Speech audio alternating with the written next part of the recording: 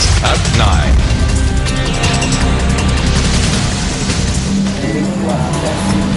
Coming to you live and direct from the News First newsroom here in Colombo, Sri Lanka. This is your primetime weekend news bulletin. A very good evening. I'm Shane Silva. And I'm Arundhati Mudannaika. The first round of voting in the Maldivian presidential election concluded peacefully yesterday with former President Mohamed Nasheed, who claims to have been ousted in a coup, claiming a clear lead. However, a runoff poll will be held as Nasheed did not secure a clear majority. But what does the future hold for the Maldivian political leadership? News First Ramesh Irugal Bandara is in the Maldives and will have a comprehensive report for us later on in the news. But before that, let's take a look at tonight's headlines. Headlines on News First at 9. 21 Pradeshya Sabha members, including 2 opposition leaders, pledge allegiance to the government. Elections Commissioner instructs police to seize state vehicles used in election campaigning. 6 people killed in accidents reported from various parts of the island. Maldivian presidential elections end inconclusively. Nasheed and Yameen go head-to-head in runoff vote. 2020 Olympic and Paralympic Games to be held in Tokyo. News First at 9.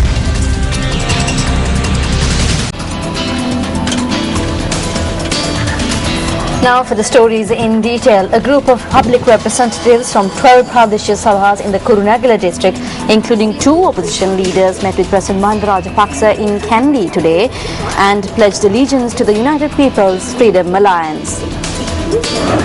19 Pradeshya Sabha members and 2 Pradeshya Sabha opposition leaders from 12 Pradeshya Sabhas in the Kurunegala district met with the President today to pledge their support towards ensuring the victory of the UPFA.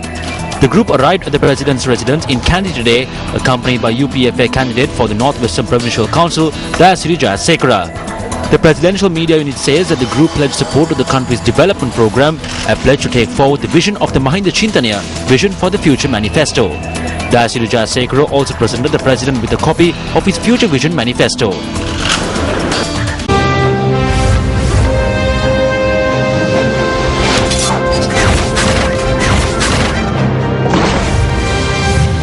This is News First, Election Headquarters.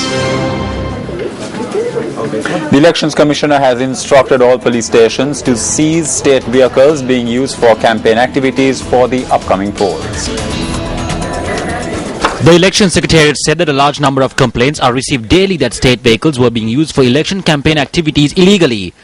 The Election Secretariat notes that all state institutions and ministry secretaries were informed to prevent such occurrences after the announcement of elections.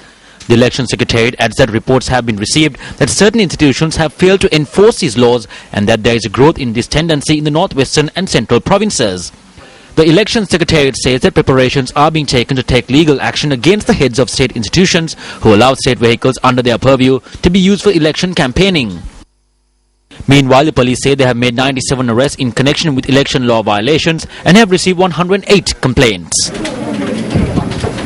There are just 2 weeks left for provincial council polls for the northern, northwestern and central provinces. And government and the opposition are hard at work campaigning and canvassing votes for the election. Let's take a look at some of the views that have been expressed at various election rallies held in the 3 provinces. We know that at this election there is a group that will not vote for the United National Party and stay at home in order to chase Ranil Wickremesinghe away and to teach him a lesson. We know that there is another group behind Dayasiri Jayasekara. They have spoken with the President. The President has shut the saloon door a little because people are charging that the President is destroying the opposition. When the door is opened, the handful of parliamentarians and those who will be elected to the Provincial Council from the United National Party will cross over. They say they will not leave, but in spite of that, they are still coming. මොකද කට්ටිය කියනවා යන්නේ නැහැ කියලා යන්නේ නැහැ කිව්වට එනවනේ අපිට හොඳට පේනවා රනිල් වික්‍රමසිංහ මේ සටන අතහැරලා. We can clearly see that Ranil Wickremesinghe has given up this fight. We cannot see a grand election campaign being conducted by this party in the northwestern or central provinces. In the north, they attempted to join with the Tamil National Alliance and defeat us. What we have to ask the United National Party supporters is if they agree with what Ranil is doing. ජාතික පාක්ෂිකයන් අහන්න ඕන ප්‍රශ්නේ තමයි රනිල් මේ කරන වැඩේට එකඟද? සමහර විට අපේ පක්ෂයත් ඒ වගේම රජයත් දැන් We have seen instances where the party and the government have been in trouble. In some areas, we can see unfortunate things happening that are causing the government to be the object of displeasure at times in certain electorates. අප්‍රසාදයට පත් වෙන වැඩ කටයුතු ප්‍රවේණ පැවතුනත් අපට රටක් හැටියට තියෙන අභියෝග නම් ඉවර වෙන්නේ නැහැ. The challenges we face as a country will not end. You may be thinking that the tiger has been defeated and that you can now let it be. We think that we can let it be. They will not let us be. ඉඳාගෙන ඉන්නවා. අපේ භාගයේ ඉන්න දෙන්නේ නැහැ. කොටිය නැත්තම් වෙන පිල්ලියක් හරියනවා. වෙන පිල්ලියක් හරියවිලා මොන පුල්ලියක් හරි පෙන්නලා දාන්න තියෙන බාල්දියක් පෙරලා ලෙඩක් පෙරලා මේ හොඳට තියෙන රටට කොහොමින් හරි කකුල් මාට්ටුවක් දාලා වට්ටලා පස්සට දායි තල්ලු කරන්න බලනවා. The government has proven that they will not give us democracy. They say they cannot do it. At the same time, the rights of the people cannot be granted and the problems cannot be resolved in this capitalist system which is in conflict. There isn't even the ability to think about equality. As such, we believe that a permanent solution to the national problem cannot be found in capitalism. The solution cannot be found. A permanent solution to the national problem can only be found in socialism, which creates equality and democracy. The north is being developed and a provincial council election is being held. It is not about whether we will win that election or not. It is about the fact the democratic procedure has been brought there like never before. And Madam Pillai was able to go there and supervise for herself. Why are they trying to undermine this? It is a process to bring forth a re-emergence of secessionism and destroy a wall of harmony.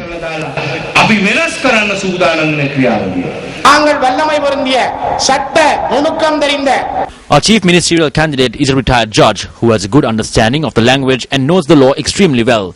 But the United People's Freedom Alliance has not even nominated a chief ministerial candidate for the northern province.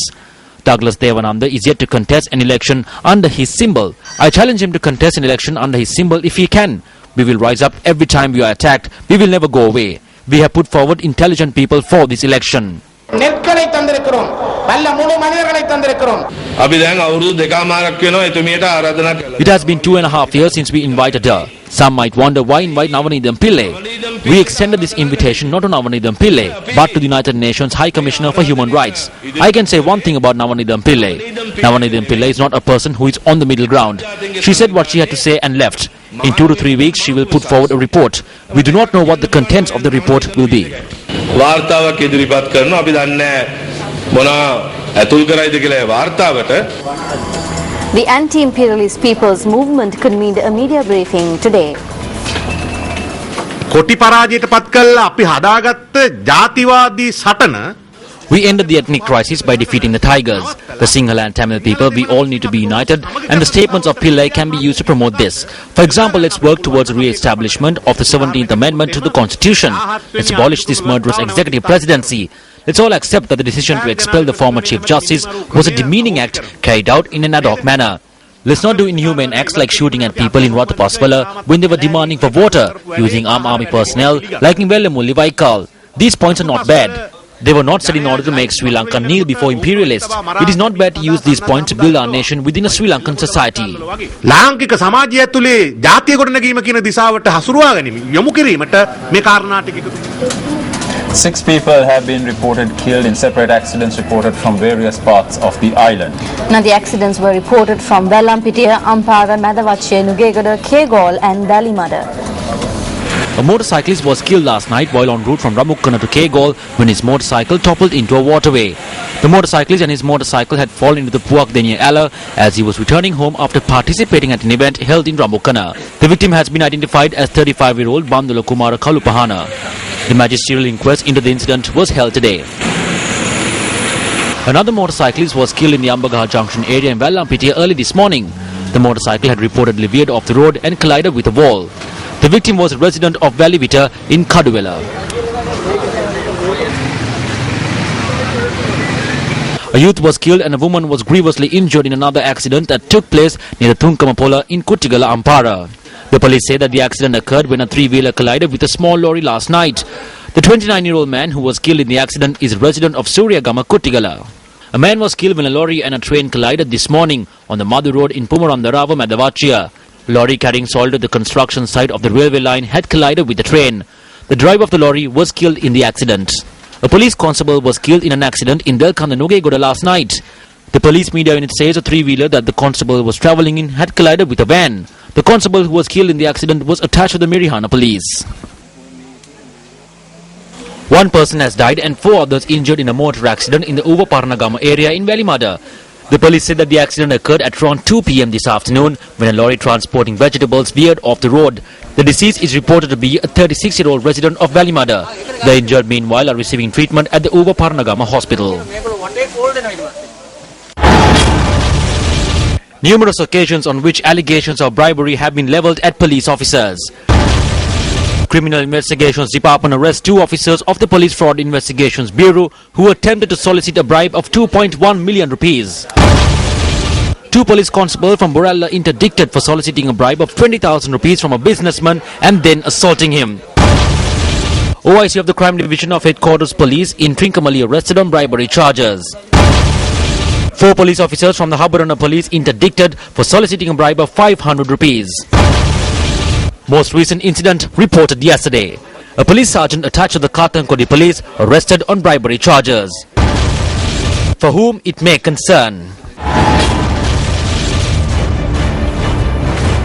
Tonight on Words of Wisdom, we take a look at the thoughts of Dr. Abdul Kalam, former President of India, on the subject of corruption.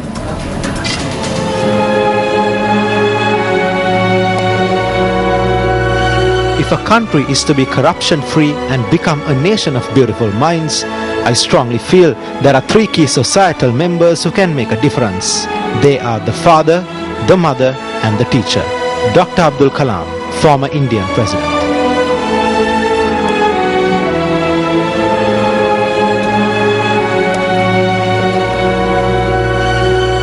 Well, up next is a look at the newspaper cartoon of the day.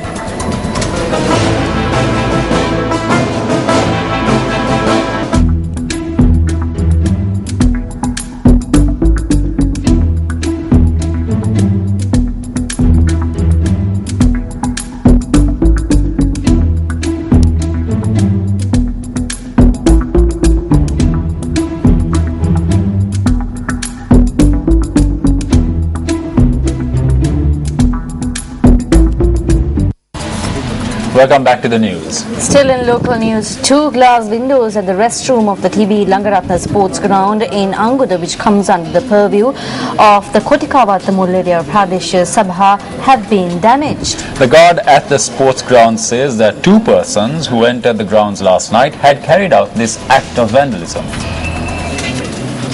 The incident occurred at about 1:30 a.m. today. The police say that the 2 windows were smashed with a pole and that a garbage bin was also destroyed. I heard a noise and came to this side. Then the windows were broken. I went near the gate and I saw some people running away through a gap near the gate. The police say they are conducting investigations based on the complaint that has been lodged, noting that 2 windows at the restroom were smashed. The police is asking us whom we suspect, but we don't know anything. Again, shops are being closed, people are being forced, ransom is being collected. Although we lodge complaints, action is not being taken due to the influence of someone. If this is the case in the country, then what is the point? But I insist that close attention be paid to this matter and that necessary action be taken. The Department of Meteorology says that certain sea areas around the island will be rough. Duty meteorologist KD Sujiva says that rains will be experienced in areas in the western, southern and Sabaragama provinces.